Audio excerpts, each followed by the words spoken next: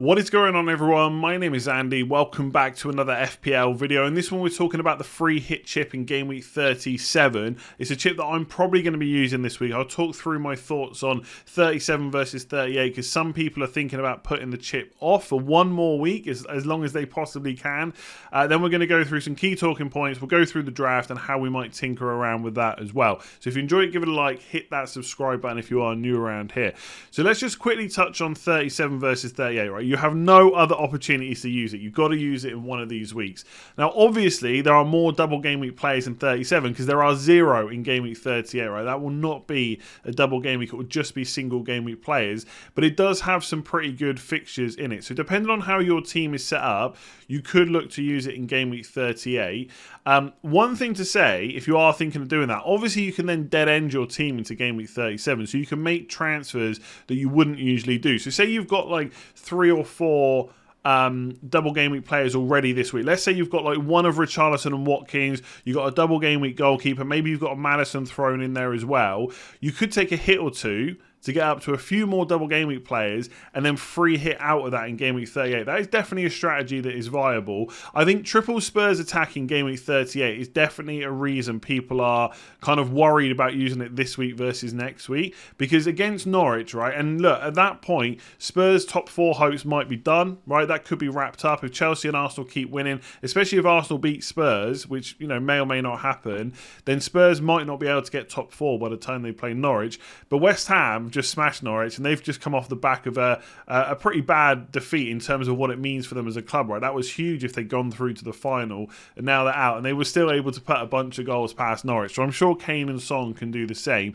So I think it's definitely viable to start thinking about that. It's all going to depend, like ultimately it's going to come down to which week can you get the most points out of, right? If your team is not set up in a good way for this week, then probably you need to use it this week. And if it's not set up in a good place for this week, it probably looks better for next week, as I'll show you with my team later on.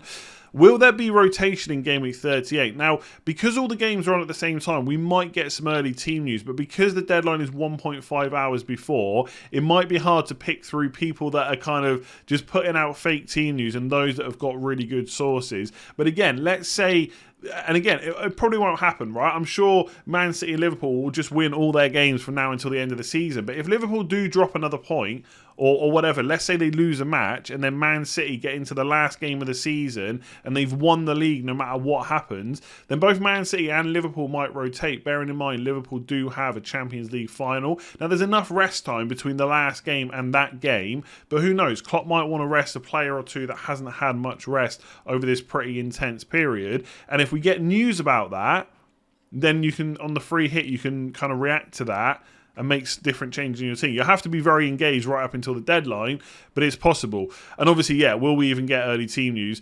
And the other worries I think people have is ditching good single game week players this week, of which there are quite a few, right? We'll come on to the fixtures a little bit. But yes, like Liverpool, Man City players, we're going to ditch a lot of them on free hit 37, and it could be pain, right? Don't get me wrong, I'm probably going to use the chip this week. There is part of me that's a little bit worried about how badly it could go. If those teams which we wouldn't usually be going all in on don't perform, things could get really bad really quick. So these are the double game week teams. So Everton, Palace, Villa, Burnley and Leicester. Just some quick thoughts on these. I think Everton and Villa are definitely the best 2 teams to be targeting because they've got 2 home games. They're pretty good games. Like Crystal Palace are not going to roll over for anyone. Brentford at home is not also an easy fixture for Everton, but on paper they look okay. And Villa have obviously got Burnley at home, which is a good fixture. Palace's fixtures aren't too bad either, but they're both away. They are probably the 3 main teams that I would be targeting on a free hit this week. I think Burnley I would completely ignore because even if you looked at someone like Nick Pope in goal, Spurs away, we expect Spurs to score. Then Villa away, we're going to have Villa attackers in our team probably. I just think a goalkeeper from kind of Everton or Villa is probably better placed. Even maybe Schmeichel could be slightly better than Pope this week. And then with Leicester, my main worry is they just rotated against Everton again after Europe. That was obvious. I think most people thought that was going to happen.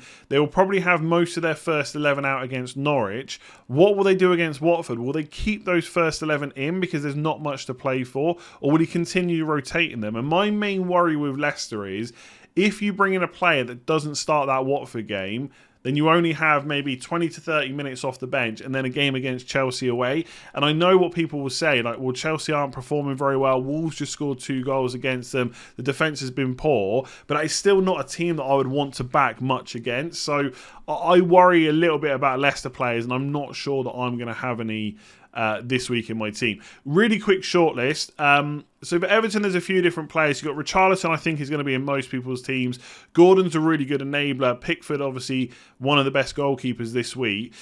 Then you got Mykolenko or Coleman. If you wanted to go for a different combination where you have a different goalkeeper that's not Pickford and you still want to cover the Everton defence, then Mykolenko or Coleman are probably the best two. If Mina was fully fit, then I would definitely consider him because he's really good in the air, but he's just gone off again. I just wouldn't risk it at this point. There's not a big enough advantage to go in for him versus his kind of injury worries at the moment. With Villa, Watkins up front. I think with Watkins, you get someone that's pretty much nailed on. With Coutinho, he's just missed the game. Obviously, before you have to lock in the free hit 37, you will have seen the Liverpool and Chelsea FA Cup final teams, right? Because the deadline's on Sunday. But also, you will have seen the second round of games for game week 36. So if Coutinho plays against Liverpool, that might put him back in our thoughts, but I think now that Buendia has played a game, that probably rules Coutinho out for me. Then you've got Martinez in goal, again, if you don't want Pickford.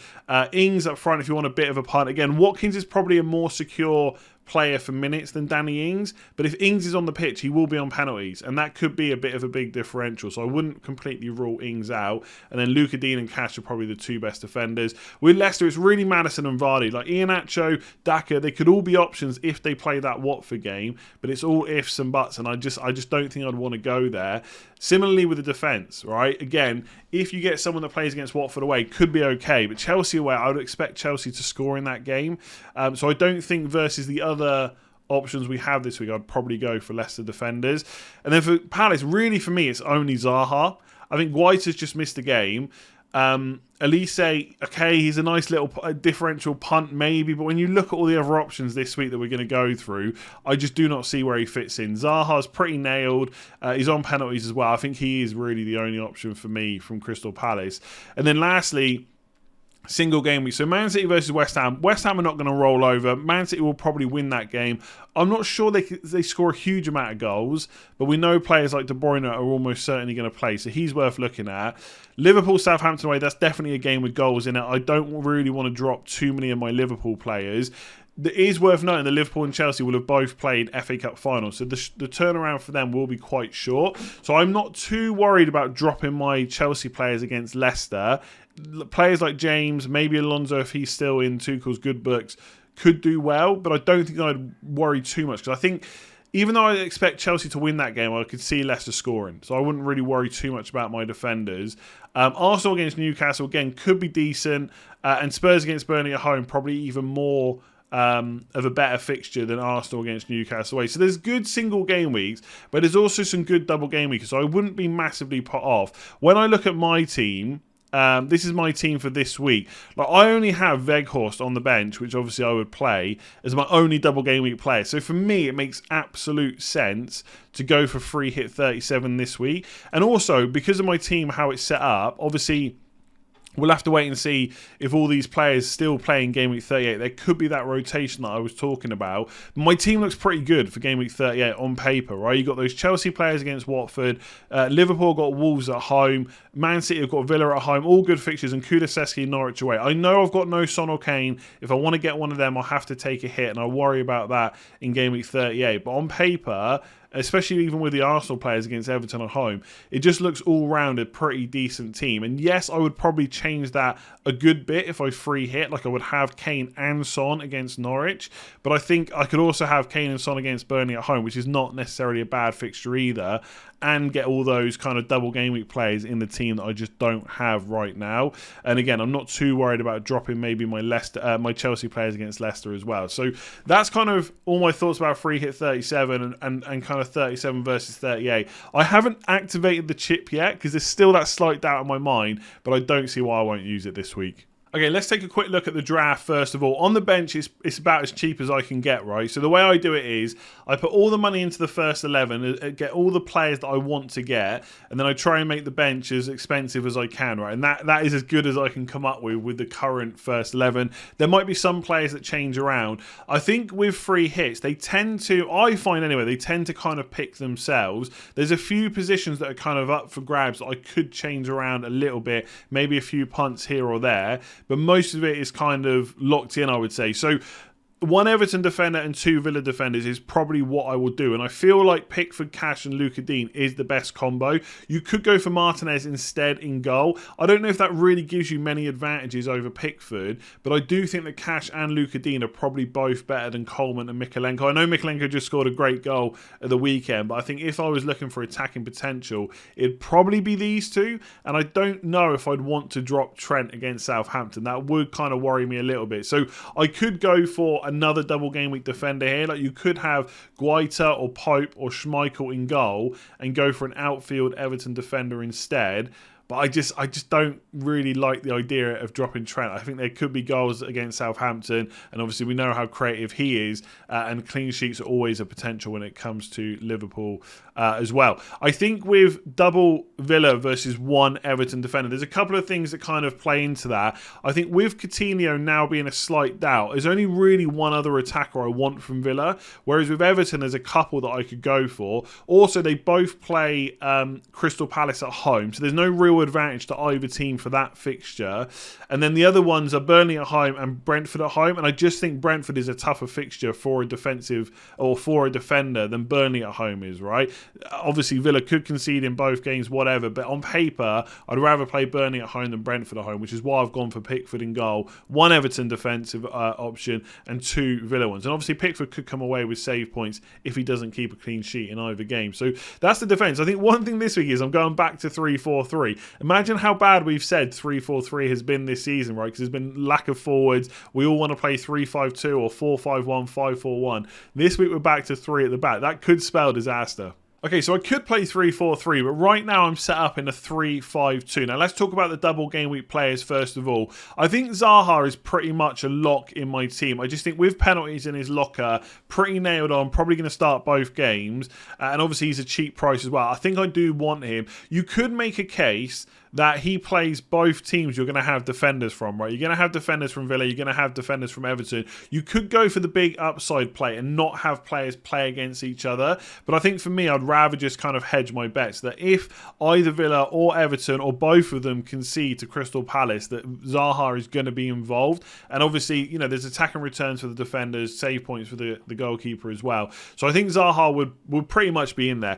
Gordon is in there. I think he is a good option this week. A lot of non-free hit teams are probably going to have him either left over from bench boost this week or just as an enabler on their bench. He does enable 3 big hitters, so he does help with Salah, Son and De Bruyne. And the reason, like, 3 big hitters hasn't worked very well for most people's teams at most times this season. I'm not saying it hasn't like all the time, but most of the time.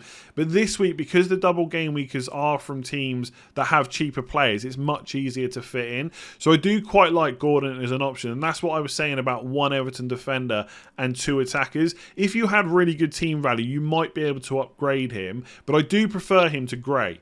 I think if they're both on the pitch, there's an argument that Gray might be a slightly better option. But I just think at some point, if Calvert-Lewin plays through the middle, Richarlison goes to the left, and then there's one spot on the right, I think Gordon will have it ahead of Gray. And there's nothing to say they won't both play, but I just think Gordon is more nailed right now, and he's so cheap. That is why he's in there. There's not really, like, to be honest, even if I had extra money for a double game week, I don't think there's too many other players that I would go for. So we talked about Villa and Everton here, and I've got Zaha from Palace. I don't think I would go for another Palace midfielder. I think Zaha is the one for me. And then you've got Maddison. But again, if he misses that Watford game, I keep talking about it, if this hip issue is a bigger issue than maybe Rodgers is letting on, and he doesn't start against Watford, then plays against Chelsea. I mean, who cares, right? So I don't really want him. And then Burnley, let's not even pretend that there's many attackers you want to put in on your free hit. Of course, if you've got Cornet and you think he's going to start twice, or you've got Weghorst in your team, you're not free hitting, you probably keep them. But I'm not going to put him in my free hit team. So Gordon's there. I think Salah has to be there. People were asking me, or at least one person was asking me on the stream, what if he blanks against Villa? Is it time to get rid of him? He's definitely in. That Southampton game has goals in it. And I think the way Son is playing right now, he has to be in as well.